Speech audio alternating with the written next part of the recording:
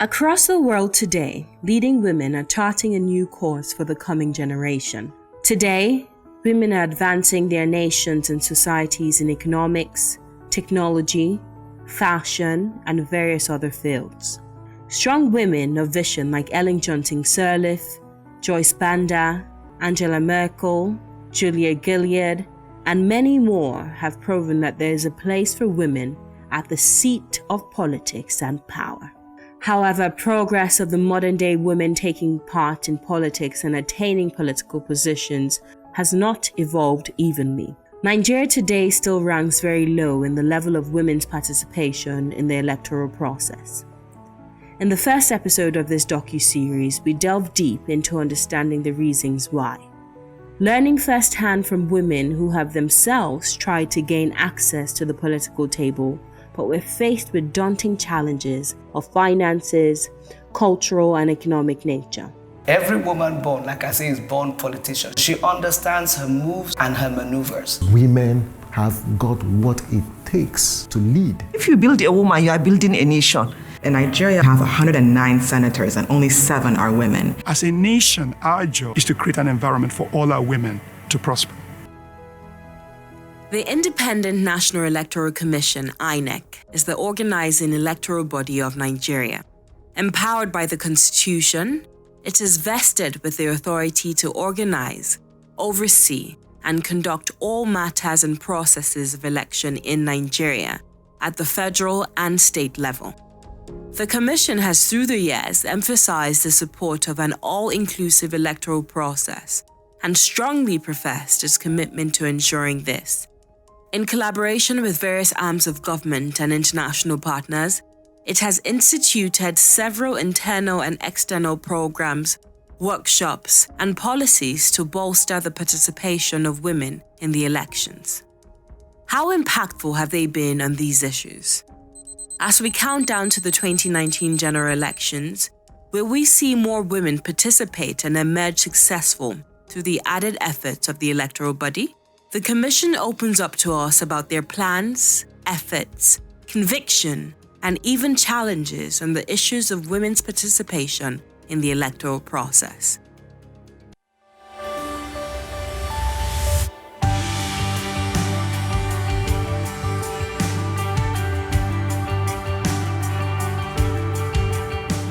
After many months of deliberation and consultation with various partners, INEC officially unveiled its gender policy to the general public.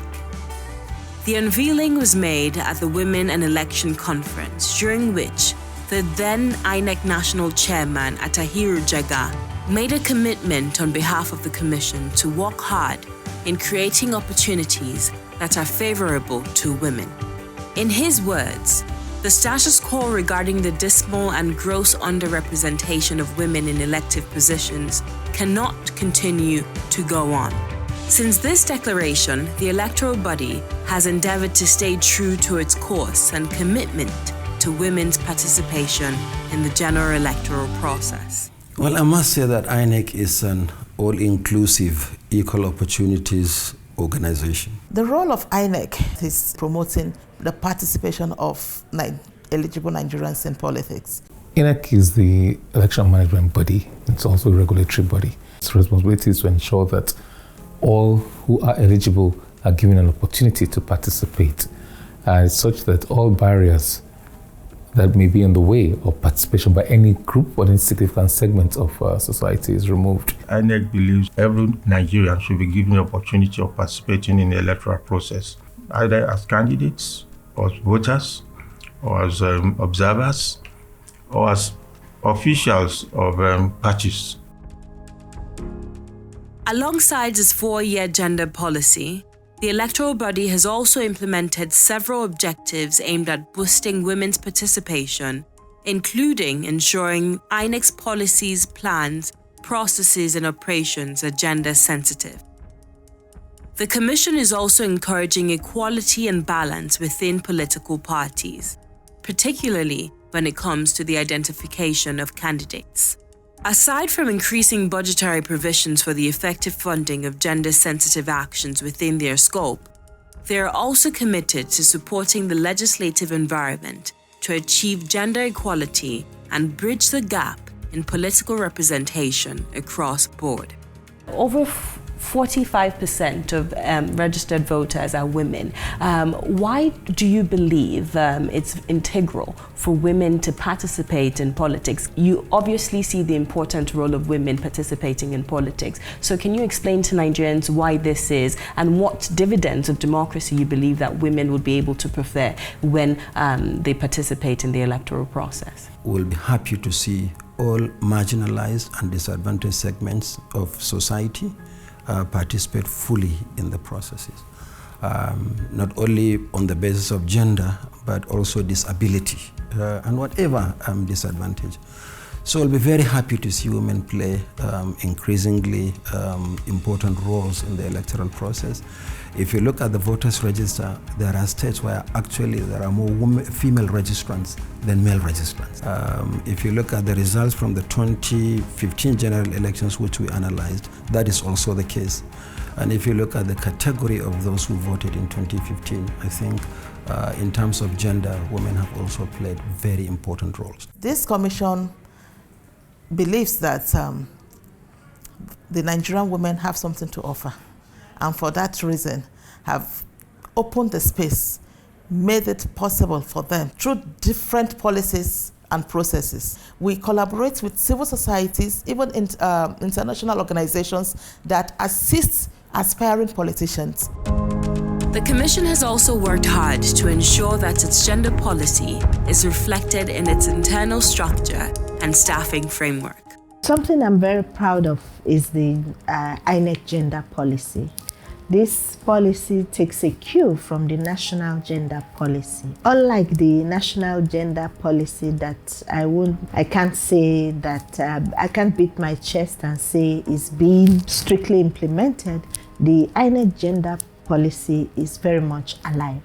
It ensures that in all our activities, female staff are involved in the processes. We have desk officers at the various state offices, These are to look out, using their gender lenses, to look out for involvement of female staff in all activities, but also involvement with women groups, but also ensuring that the gender perspective is utilized in looking at the activities of the Commission. To have a credible elections, you have to have inclusion of everybody. So INEC first developed a gender policy that will guide it to mainstream gender in the polity, both within the Commission and in the electoral process. INEC also put up a structure that will help it enhance women's participation. One, they set up, they appointed gender desk officers in all the states that will work on gender issues. And they have been trained and they have been retrained. This is just to build their capacities so that they can engage better with the politicians in the localities, the civil society organizations, the women groups. They can carry out targeted voter education on why women should run, on why they should be given the chance to be part of the process. Then we had, of course, the establishment of a gender division. Before it was a unit, but they upgraded it to a division to make it strategically located to handle gender issues. According to the Independent National Electoral Commission, contrary to widely held views, there were more votes from men than women during the general elections in 2015. In fact, not only did most of the women not secure the political positions they campaigned and vied for, only 44% of female voters were accredited to vote, compared to 56% of male voters. In every state of the Federation, we have an INEC office. And in every office, we have a gender desk officer. In terms of our processes, we ensure mainstreaming. We recruit females for all polling units. We ensure there's at least a female in each polling unit. So, and then within INEC, women go for monitoring. We go for all electoral processes without considering that we are women. We just look at our names and we write the names out, and people do take part in all the processes conveniently. The electoral body INEC works closely with organizations like the Nigerian Women's Trust Fund, headed by its CEO, Mufiliat Fajabi. The organization was funded in 2011 to help address the declining number of women holding political offices in Nigeria. The NGO has since been working alongside the Independent National Electoral Commission on its gender policy. The INEC gender policy also clearly states the intention of the Commission to actually collaborate with different electoral stakeholders, and the civil society organization is one of them. The electoral process now has in place a structure that is gender favorable, even at the level of registration. When we are talking about participation in the electoral process, apart from those who stand election, we are also looking at people who vote in the election. So for us, we ensure that at the time of registering people to vote, to be able to vote in an election, we ensure that we take cognizance of certain categories of persons who are more vulnerable. So for instance, when it comes to registering to vote, we pay attention to women, for instance, pregnant women, or nursing mothers who come to register. We give preference to them, just like we do to persons with disability and the elderly persons. Electioneering process is made up of the entire series of activities, which starts with the registration of voters. This is usually accompanied by awareness programs, especially on the importance of voters' registration. In short, mass enlightenment and multimedia campaigns are conducted by the Electoral Commission and by other supporting agencies on voter education and promotion of citizens' awareness in order to increase voter turnout during the election and thereby promote accountability. Many of these awareness programs and workshops are geared towards educating women on the importance of their role and votes. They are also conducted to lend better support to women interested in vying for political positions. We're fortunate enough to get development partners helping to fund a lot of our workshops. And a typical women's workshop that we'll pick speakers, female speakers who have done very well, like Aisha Tuduko, who is in the House of Representatives. We'll get them as chairpersons for the workshop. Then the last one we had a lot of speakers from women who are from universities who specialize in women's issues and all that.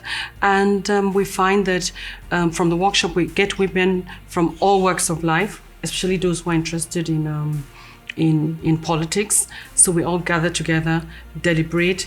They talk about what their challenges are, which are tremendous coming from the society.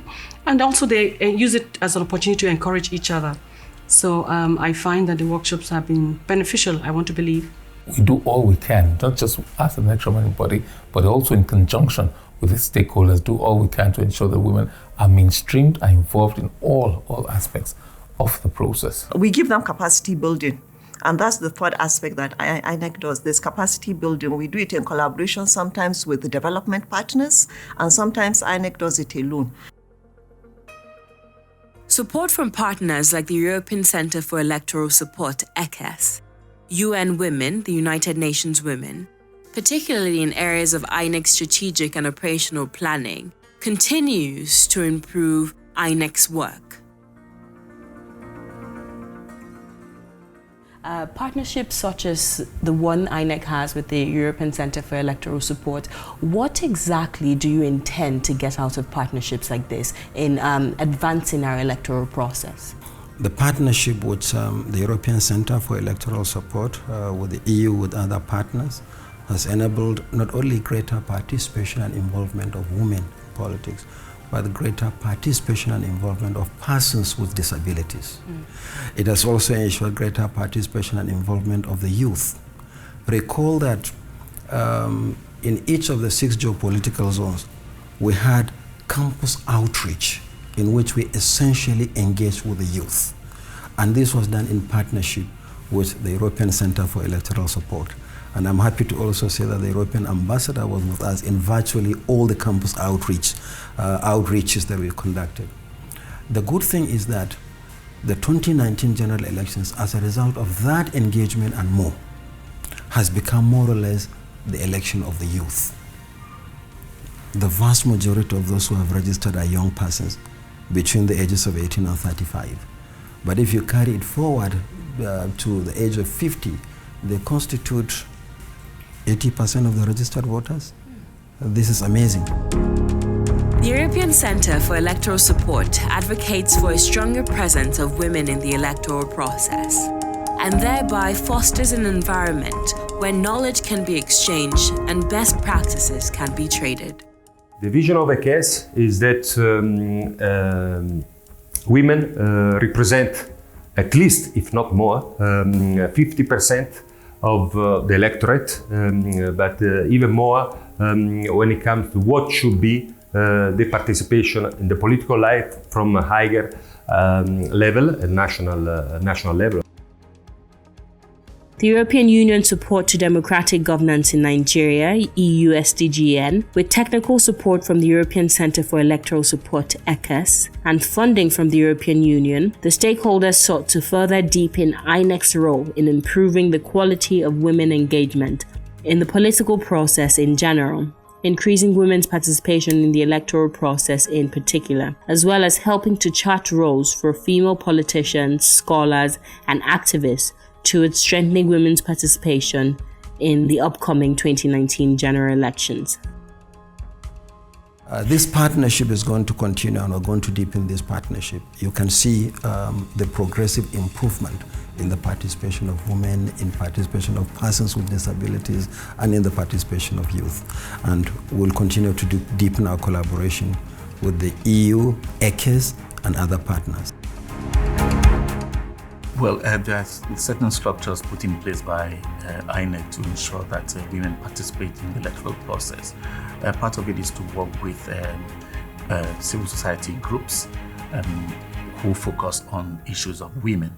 And in doing that, we let them know what they need to do to participate in the electoral process. One of the things I did here in Rivers State when we were doing the registration of voters was to collaborate with a civil society group that focuses on women issues, gender and development action. They came to me and we discussed and we agreed.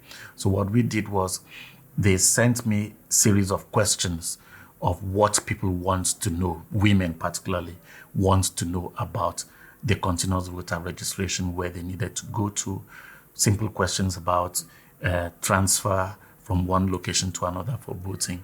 And so I answered that. There were about 20 questions, and they used this and developed handbills where they used and shared with women's groups. And they were also online to help women who had issues or complaints about the electoral process to know what they needed to do. The electoral body has also emphasized their concerns and, more importantly, their expectations on the role political parties play.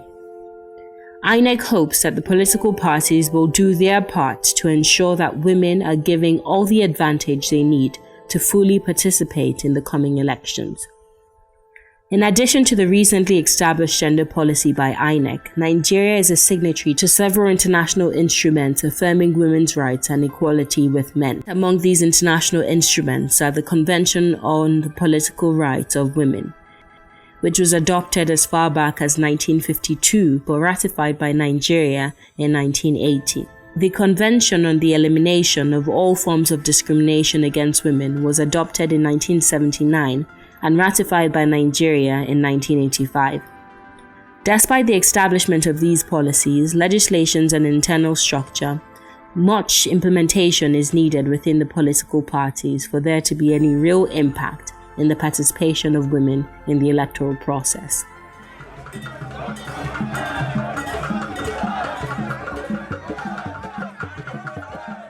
parties themselves, who are the drivers of democracy, take this on board, imbibe it, make it an integral part of their programs, their policies, and that's where accountability comes. People should hold them accountable. The women of Nigeria should hold the political parties accountable. That, look, you've promised us this.